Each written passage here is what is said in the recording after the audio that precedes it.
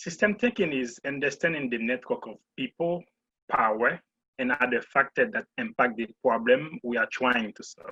For most local practitioners like me, system thinking isn't something that we have to learn. It's just what we do because we were born into those systems and we have to navigate them. Learning formal approaches like conflict mapping or do no harm just help us structure what we already do. I often joke that I have a doctorate in analysis from CDA Soley University, which is not exist. Because we're growing up in a community like this, we become expert in analyzing people, power, because it's just our life.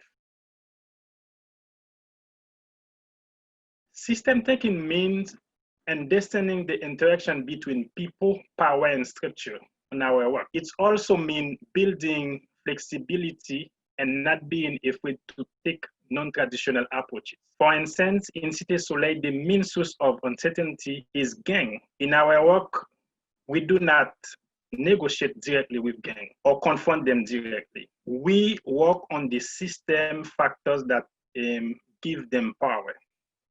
For instance, we are building a library in the middle of a conflict zone, a way to build peace and open humanitarian spaces.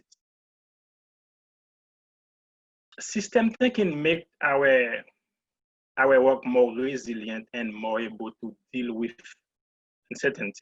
And for instance, the new conflict between gangs started during our project. But because we have volunteers from both sides of the conflicts who understand the conflict in the neighborhood, we make the analysis early and adapt our strategy.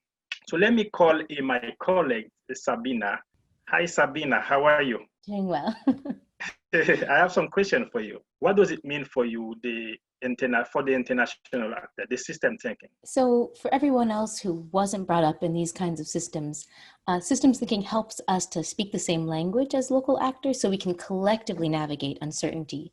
Because again, we weren't brought up, we don't live in these systems, we need more explicit processes to help us understand the operational context. And systems thinking can also help us break out of operational silos. Our work is always embedded in factors that extend beyond our particular cluster or sector. And I think COVID-19 has made this really clear to many people.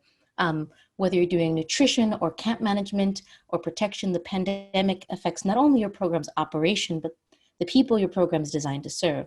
And so systems thinking helps us to identify, anticipate, and navigate problems that are outside of our log frames. How do the international actors do the system thinking? So systems thinking doesn't have to be hard or complicated. Many of us already do it as part of our daily work. It's just about making it purposeful, regular, and strategic. It can take many different forms, can include conflict analysis, social network analysis, force field analyses. And while there are technical specifics for each one, the main question they're asking is just, how do we unpack what's happening here? And the how really matters by doing systems thinking with other actors, whether it's across the local or international spectrum, whether it's with diverse people inside of our organizations or in different sectors. We can see things and factors that were previously invisible to us and develop a common language and understanding of the risks that we all face.